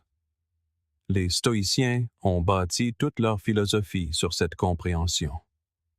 Lorsque vous commencez à vraiment saisir cela, c'est comme si on vous avait donné la clé maîtresse de la tranquillité d'esprit. Cela ne signifie pas que vous cessez de vous soucier de ce qui se passe autour de vous. Cela signifie que vous cessez de gaspiller votre énergie sur des choses que vous ne pouvez pas façonner directement. Le défi est que nos esprits sont programmés pour se fixer sur l'incontrôlable. Si quelqu'un vous traite injustement, votre instinct est de rejouer la scène, de penser à ce que vous auriez dû dire, ou d'imaginer des moyens de lui faire voir qu'il avait tort. Mais rien de tout cela ne change le fait que son comportement lui appartient, pas à vous. La seule partie que vous contrôlez est votre façon de réagir, que vous y répondiez avec patience, que vous vous éloigniez, que vous posiez une limite ou que vous choisissiez le silence. Les stoïciens n'ont pas seulement accepté cette vérité, ils s'y sont entraînés. Ils voyaient la vie comme une pratique constante de redirection de l'énergie vers l'intérieur, vers la sphère où l'action compte vraiment. Ce n'est qu'à faire un avertissement qui s'applique parfaitement ici. Nous souffrons plus souvent en imagination qu'en réalité. Une grande partie de notre douleur ne vient pas des événements eux-mêmes, mais de la façon dont nous les interprétons, surtout lorsque nous les interprétons comme des choses que nous devrions pouvoir contrôler. Si vous abandonnez le « devrait », la pression change. Vous cessez d'attendre que le temps soit parfait, que les gens soient toujours gentils ou que la vie suive votre calendrier. Vous vous concentrez plutôt sur votre adaptabilité, votre patience et votre préparation. D'un point de vue psychologique, ce changement est puissant car il recable votre réponse au stress. Lorsque votre cerveau surveille constamment des choses que vous ne pouvez pas contrôler, il reste dans un état d'anxiété de bas niveau. Mais lorsque vous redirigez consciemment votre attention sur vos propres actions, que puis-je faire maintenant? Comment puis-je être présent dans ce moment? Vous donnez à votre système nerveux un sentiment de contrôle. Ce sentiment de contrôle est apaisant, même si la situation autour de vous reste chaotique. Les stoïciens voyaient aussi cette pratique comme profondément libératrice, car elle dépouille de l'illusion que votre bonheur dépend des circonstances extérieures. Cela ne signifie pas que vous devenez passif. Bien au contraire. En abandonnant ce que vous ne pouvez pas contrôler, vous créez plus d'espace et d'énergie pour vous engager pleinement dans ce que vous pouvez contrôler. Votre travail, votre santé, votre intégrité, vos relations, tout cela est à votre portée. Si vous vous y consacrez, vous verrez des progrès plus tangibles que si vous dispersez votre attention sur des choses que vous ne pouvez influencer qu'indirectement, voire pas du tout. Parfois, cette concentration nécessite des rituels conscients. Vous pourriez commencer votre journée en listant les choses que vous affronterez inévitablement et qui sont hors de votre contrôle, le trafic, l'humeur des autres, les fluctuations du marché, et les relâcher mentalement avant qu'elles ne se produisent. C'est une habitude stoïcienne de préméditation qui consiste à se préparer à la réalité pour ne pas en être ébranlé. En même temps, vous identifiez où votre effort peut réellement faire une différence. Votre attitude dans les embouteillages, votre gentillesse quel que soit le ton de quelqu'un d'autre, votre prise de décision dans l'incertitude. Et voici l'ironie. Parfois, lorsque vous cessez d'essayer de contrôler les autres, vous les influencez davantage. Une présence calme et ancrée peut être plus persuasive que n'importe quel argument. Les gens sentent la différence entre quelqu'un qui s'accroche et quelqu'un qui est centré. Cette mentalité engendre également une résilience à long terme. La vie contiendra toujours de l'imprévisibilité, la maladie, la perte, le changement inattendu. Si vous vous êtes entraîné à vous concentrer uniquement sur ce qui est à votre portée, vous affronterez ces moments avec plus de sérénité. Vous ne perdrez pas de temps à vous révolter contre ce que vous ne pouvez pas changer. Vous passerez plus rapidement à l'action sur ce que vous pouvez maîtriser. Et ce changement peut faire la différence entre se sentir impuissant et se sentir préparé. Au fond, se concentrer uniquement sur ce que l'on peut contrôler est une question de souveraineté. Votre esprit est votre territoire. Vos actions sont votre responsabilité. Tout le reste se trouve au-delà des murs de votre influence. Vous pouvez l'observer, interagir avec, même être affecté par, mais vous ne le gouvernez pas. Et lorsque vous cessez d'essayer de gouverner ce qui n'est pas à vous, vous avez enfin la capacité de gouverner ce qui est à vous. C'est là que réside la liberté. Alors la prochaine fois que vous sentirez votre énergie glisser vers la frustration face au comportement de quelqu'un d'autre, à une décision à laquelle vous n'avez pas participé ou à un résultat que vous ne pouvez pas forcer, faites une pause. Demandez-vous, est-ce que cela dépend de moi?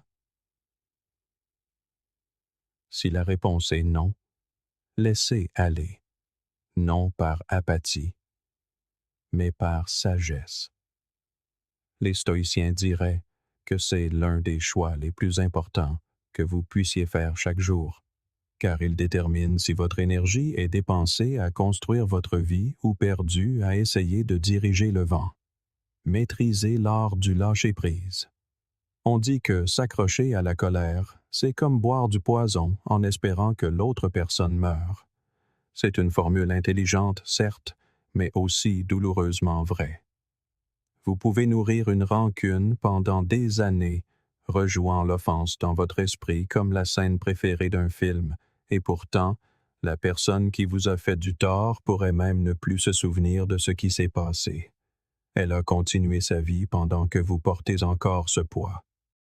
C'est la cruauté du ressentiment. Il punit bien plus celui qui le retient que celui qui l'a causé. Les stoïciens le savaient bien. Les rancunes ont tendance à se déguiser en force. Nous pensons qu'en nous accrochant au souvenir de ce que quelqu'un a fait, nous nous protégeons. Nous restons sur nos gardes. En réalité, c'est le contraire.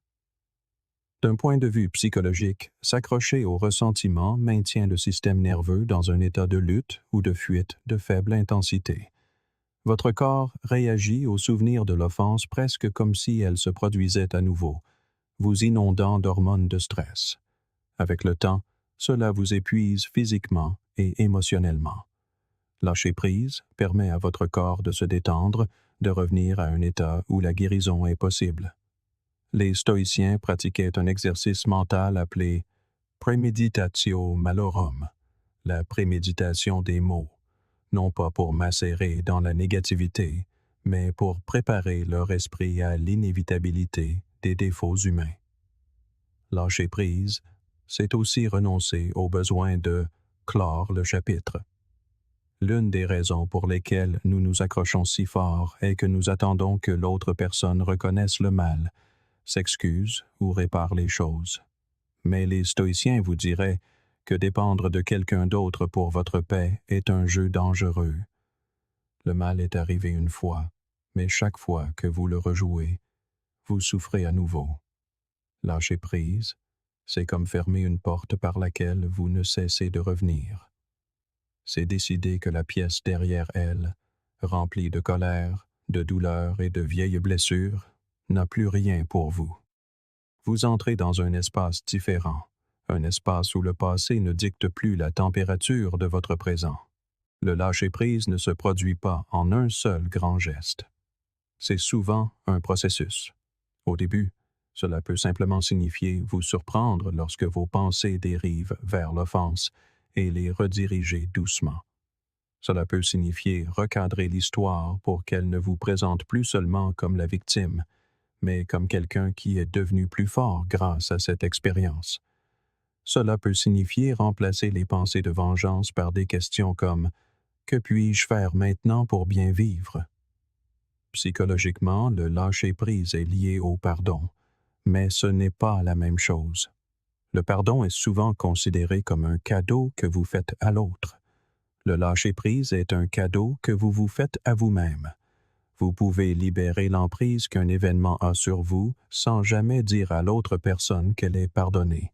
C'est important, car cela signifie que vous n'avez pas à attendre d'éprouver des sentiments parfaits avant de commencer à vous libérer. L'action de lâcher prise peut précéder le sentiment de légèreté. Les gens agissent selon leur propre ensemble de valeurs, de blessures et de limites. Parfois, ce qui vous semble être une profonde trahison peut ne même pas être perçu comme significatif par l'autre personne. Cela n'invalide pas vos sentiments. Cela montre simplement que son monde intérieur est différent du vôtre. Comprendre cette différence peut faciliter l'abandon de l'idée qu'elle aurait dû mieux savoir. Les stoïciens vous rappelleraient aussi que la vie est courte et que chaque moment passé dans le ressentiment est un moment volé à votre propre bonheur. Sénèque a dit « Ce n'est pas que nous ayons peu de temps à vivre, mais que nous en perdons beaucoup. » Imaginez tout l'espace mental que vous récupéreriez si vous abandonniez ne serait-ce qu'une seule rancune. Imaginez combien plus d'énergie vous auriez pour les choses qui comptent vraiment. Les relations qui vous élèvent, le travail qui vous épanouit, les expériences qui apportent de la joie. En pratique, lâcher prise peut être aussi simple et aussi difficile qu'une décision quotidienne. Je choisis de ne pas porter cela aujourd'hui. Vous devrez peut-être prendre cette décision encore et encore, certains jours plus d'une fois. Mais avec le temps, le poids s'allège. Le souvenir peut encore exister, mais il n'a plus de prise sur vous. Vous vous en souvenez sans le flot de colère ou la douleur lancinante. Il devient juste une autre partie de votre histoire, pas le chapitre qui la définit. Marc Aurèle croyait que l'esprit a le pouvoir de façonner la réalité. Le bonheur de votre vie dépend de la qualité de vos pensées. Lorsque vous choisissez de lâcher prise, vous choisissez des pensées qui créent de l'espace pour le bonheur, pas celles qui l'encombrent. Et ce faisant, vous commencez à voir que l'art de lâcher prise est en réalité l'art de vivre libre, non pas enchaîné par le passé, mais en avançant les mains ouvertes et le cœur plus léger. En fin de compte, maîtriser l'art du lâcher-prise est une question de souveraineté sur votre propre vie. C'est décider que votre paix est trop précieuse pour être tenue en otage par ce que quelqu'un d'autre a fait ou n'a pas fait. Lâcher prise, ce n'est pas oublier. C'est choisir de vivre sans chaîne. Vous méritez une vie où le poids d'hier ne courbe plus votre dos, où votre énergie est libre de construire la personne que vous voulez être aujourd'hui. Ce choix est le vôtre, et il commence maintenant.